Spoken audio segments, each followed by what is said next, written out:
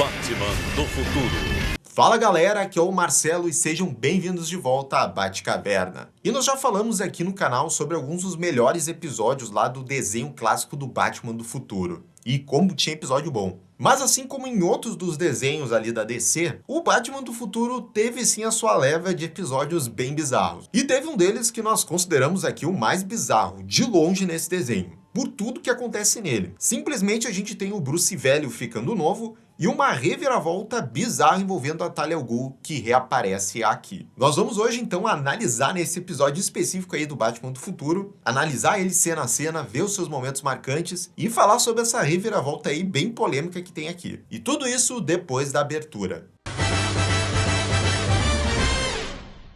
E galera, só antes da gente começar aqui o assunto principal desse vídeo, deixar um recadinho aqui das nossas plataformas, né, de financiamento. Nós temos clube de membros aqui e também o Padrim, que tem o link dos dois projetos aqui na descrição. Os dois têm extras bem legais aí, como o grupo do Whats, que tem eu, Gabriel, e outro tem podcast exclusivo também que a gente grava lá. Então considera dar uma olhadinha nesses dois projetos que tem na descrição desse vídeo. E bem, dado esse recado aí, esse episódio que nós vamos analisar hoje faz parte da terceira temporada então lá do clássico desenho, né, do Batman do Futuro. Esse episódio se chama Surgindo do Passado e traz o Bruce, que nessa realidade aqui, né, ele já tá bem velho, vivendo um grande dilema, onde ele sente aqui que realmente ele tá bastante ultrapassado. E nesse momento, a Talia al Ghul misteriosamente surge do nada e oferece que o Bruce possa se banhar no Poço de Lázaro e voltar à sua forma antiga. E é então nessa aparição misteriosa da Talia que tem a reviravolta que eu comentei ali no início do vídeo. E outro detalhe também é que esse episódio é escrito, né, pelo Paul Dini aqui, que é um deus na Batcaverna aqui. Mas será que aqui nesse episódio ele acabou indo longe demais? Bom, a gente vai analisar agora e aí eu deixo o julgamento aí pra vocês. Bora começar a análise então desse episódio bem marcante e bizarro do Batman do Futuro. E o episódio começa de uma forma sensacional. O Terry levou o Bruce para comemorar o seu aniversário na cidade. E aqui eles estão vendo a gloriosa apresentação musical da lenda do Batman, que é então uma apresentação musical muito brega baseado no legado do Batman do série animada. Esse ator aqui que faz o Batman tá impagável e dá pra ver também essa Robin e os vilões aqui que, claro, tá todo mundo cantando. Eu sou Batman. Batman, Batman. E aparentemente esse musical é bastante popular entre o público da cidade, incluindo o próprio Terry, que ele diz que os shows estavam quase esgotados. Planos e pistas pra decifrar. O Bruce, né, obviamente odeia tudo aquilo. E ele acredita que essa peça é mais uma piada do que uma homenagem a tudo que ele fez no passado. E aí ele sai no meio da apresentação mais rancoroso que nunca. Bom, e esse começo aí com um musical, né, todo engraçadão aí, é a cara do Paul Dini, né, que é o roteirista desse episódio. Porque embora ele tenha o lado dramático, ele sabe escrever, né, falas muito poderosas, como ele fez lá no episódio de origem do Senhor Frio no Batman série animada, ele é um fã, confesso, de Looney Tunes, né, e sempre quando ele tenta, né, ele coloca algumas coisas de humor onde ele trabalha. Mas indo para a história, esse musical para mim é uma grande homenagem mesmo pro Batman, mas pena que o Bruce então ele vê de uma outra forma. Ele acha daqui a pouco que estão debochando lá do legado do Batman. E esse começo parece ser só uma piada, mas vai influenciar bastante nas decisões do Bruce ao longo desse episódio, já que ele tá tão pra baixo aqui achando que estão debochando dele. Na Batcaverna, o Bruce fica com um pouco de nostalgia. E como ele é gente como a gente, e ele começa a ver ali no computador algumas das fotos das mulheres da sua vida. Tem aqui aparecendo a Zatanna, a Lois Lane, se liga aí Superman, a Mulher Gato e, por fim, a polêmica da vez, que é a Bárbara Gordon. E gente, uma coisa que não dá pra fingir assim que não aconteceu nesse universo aqui do Batman série animada é que, de fato, né, o Bruce e a Bárbara Gordon, eles tiveram um relacionamento amoroso. E isso tinha sido sugerido no episódio passado aqui do desenho do Batman do Futuro. Fora também no universo dos quadrinhos do série animada e também do próprio da série do Batman lá, tem algumas sugestões ali desse relacionamento. Mas bem, nesse episódio passado aí no Batman do Futuro, a Bárbara Gordon, que é a comissária de polícia, ela deixa quase na cara que realmente eles tiveram alguma coisa. E agora, vendo essa foto aqui que eles tinham aqui no computador, essas fotos íntimas deles ali, como casal, aí fica escancarado, né? Mas vamos passar pra isso, vamos passar que isso aí a gente tenta esquecer. Então, uma dessas mulheres que não apareceu ali nas fotos, aparece em pessoa ali na Batcaverna, a Talia. E para nossa surpresa, ela tá jovem e bonita, como sempre. E ela deseja então um feliz aniversário ao Bruce. E ela trouxe de presente uma refeição favorita dele, que é uma quando eles passaram lá umas férias juntos na Itália. O Bruce afirma que ele não pode mais comer esse tipo de comida, e fala de modo sarcástico que o Poço de Lázaro fez bem a ela. O Poço de Lázaro combina com você. Por fim, ele pergunta por que ela tá ali.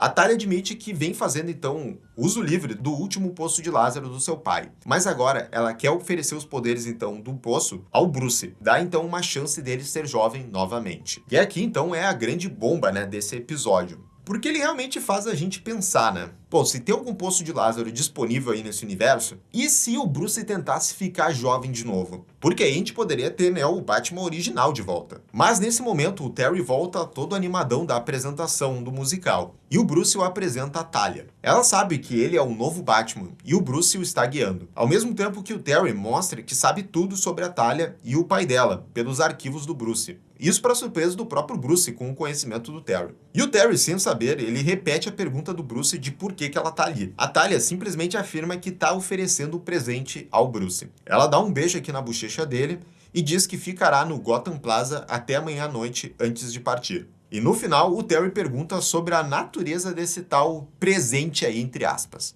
Presente, é? Aqui a gente tem outro daqueles exemplos das piadas que os mais velhos vão entender. Mas assim, eu tenho que entender o Terry porque realmente fica bem implícito ali, fica estranha essa história aí de presente. No dia seguinte, na sua escola, o Terry conversa com a sua amiga Max sobre os poderes do Poço de Lázaro. E o Terry, mesmo tendo ouvido tudo sobre os seus efeitos colaterais, confidencia a Max que, embora duvide que o Bruce vá em frente com isso, ele consegue ver o seu mentor ficar tentado pela oferta.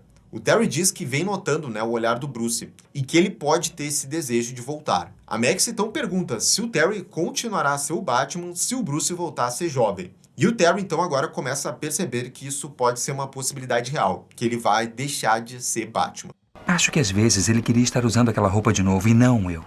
E aqui realmente é um detalhe interessante aqui da história desse episódio, que coloca o Terry aí nessa posição, né, dele considerar então essa possibilidade dele deixar de ser o Batman, já que nessa altura aqui da temporada, quem é ele para impedir o Batman original de voltar a ser combatente do crime? É uma situação complicada. A caminho do hotel da Talia, o pneu do carro do Bruce estoura, e ele encosta o carro, e depois de ativar um sinal de emergência para o bate-computador, ele lentamente sai para trocá-lo, com muita dificuldade. E aí ele começa a se sentir mais incapaz do que nunca. Então, o grupo de assaltantes ali, de jovens, tenta roubar o Bruce, mas ele, mesmo doente ali e capacitado, ele derrota a maioria deles. Problema com o carro, meu chefe? Eu posso resolver. E assustado, um dos assaltantes agarra uma mulher que estava passando por ali e a joga no meio da rua. E o velhinho, mostrando toda a sua coragem aqui, consegue alcançá-la. Mas ele tá muito fraco e cai ao tentar voltar com ela para a calçada. E ambos então estão prestes a ser esmagados por um caminhão que se aproxima, quando o Batman, tendo recebido o sinal de antes, chega e consegue salvar eles. E aí nós vemos aqui o Bruce depois então lamentando a sua própria fraqueza, e dá pra ver isso no seu rosto. E aqui de novo o episódio vai reforçando aí essa incapacidade, né, do Bruce, e o quanto ele vai se sentindo cada vez mais fraco e impotente, né, de não poder servir pra nada. E isso eu até entendo, mas aí meio que já sendo uma crítica negativa aqui pro episódio, eu acho que nessa altura aqui do desenho, esse debate, né, esse dilema do Bruce, isso já tinha sido superado, sabe? Já no primeiro episódio, quando a gente tem aquele flashback, o Bruce ele já se dá conta disso, que ele já não tem a mesma força de antes, né? E aí ele tem que servir de alguma outra forma, e até por isso que ele, né, coloca o Terry ali como Batman. Mas, né, pelo que o episódio ele precisa do Bruce, ele precisa ter de novo esse dilema aqui, que de novo eu acho que já tinha sido superado nessa altura. Na suíte do hotel, o Bruce admite a Talia que não sabe ao certo por que ele está visitando ela, relatando o incidente que aconteceu há pouco. Ele diz que nunca se sentiu tão fraco. A Talia diz que ninguém mais merece tanto ganhar uma segunda chance como o Bruce. Mas ele diz que nunca esperou, né, uma recompensa pelo que ele fez a Gotham. Mas a Talia diz, né, que ela quer dar também uma segunda chance de estar com ele. E ela propõe então fundir as suas corporações e assim ampliar a sua filantropia para outras nações. E o Bruce acaba aceitando.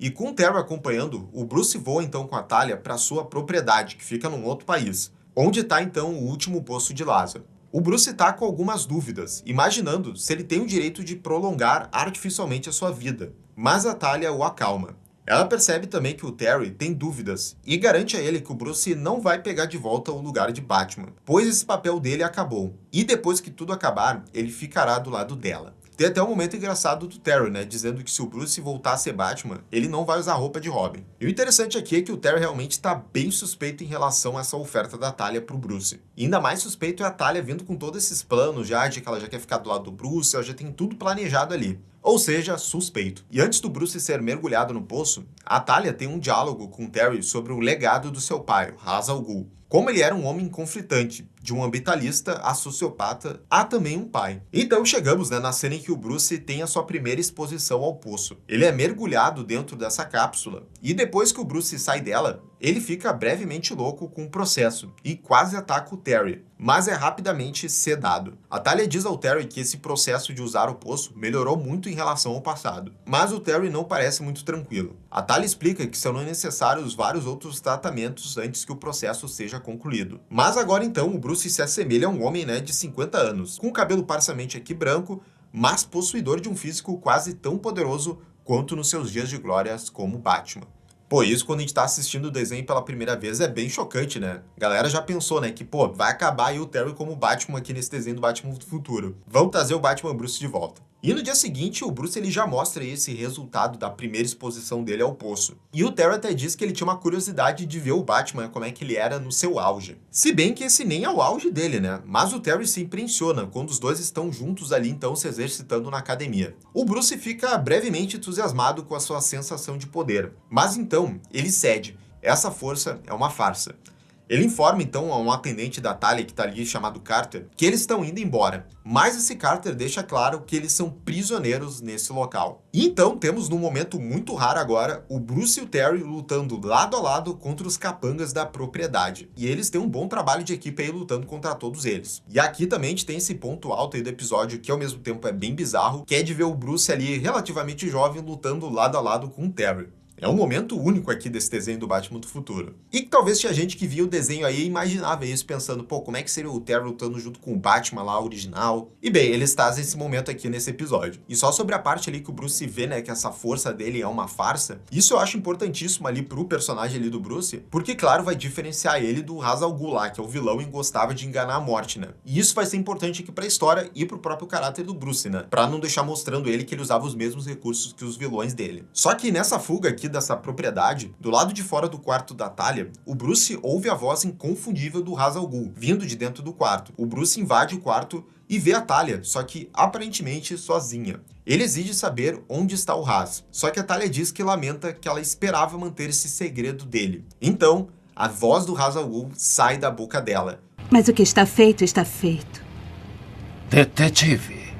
Momentaneamente chocados com isso, Bruce e o Terry ficam tão impactados que eles são pegos de surpresa pela arma de choque disparada por aquele ajudante da Talia, o Carter. Sim, é talvez aí o que vocês estão pensando, tá? Mas o episódio já vai explicar então o que é essa reviravolta que a gente comentou lá no começo aqui desse vídeo. Mas antes, fora ali da propriedade, dois capangas da Talia se preparam para jogar o Terry e os seus apetrechos em um lago cheio de crocodilos. No entanto, ele recupera a consciência e os domina. Então, ele corre de volta para o castelo. Lá dentro, o Bruce acorda amarrado, conectado a um dispositivo no Poço de Lázaro. A Talia chega ali e tá falando novamente com a voz do Ra's. Ele, ou ela, diz que enganar a morte é algo que ele tá acostumado. O Ra's então revela que tá ocupando o corpo da sua própria filha. E ele explica como, após a sua última batalha com o Batman, o seu próprio corpo estava muito ferido, e até mesmo pro Poço restaurar. E para evitar então assim a morte, ele pediu a Talia, sua filha, para fazer o sacrifício final, ela mesma. O Ra's desenvolveu um computador que lhe permitiu então transferir a sua consciência para outro corpo, mas na época só funcionaria para alguém que tivesse então a mesma correspondência genética do Ra's. O Ra's estava fingindo então até agora, durante todo o episódio, ser a Talia, então ele estava usando a voz, os trejeitos dela, então tudo isso aparentemente era ele que estava fazendo. Ou seja, ele até seduziu lá o Bruce no começo do episódio. Isso que o Ra's falou, que ele sofreu muitos danos depois da última batalha dele com Batman, realmente faz sentido aí nessa questão da ordem cronológica da última aparição que ele tinha feito na série animada. Tinha ficado em aberto o destino dele e da Talia, e agora eles voltam aqui.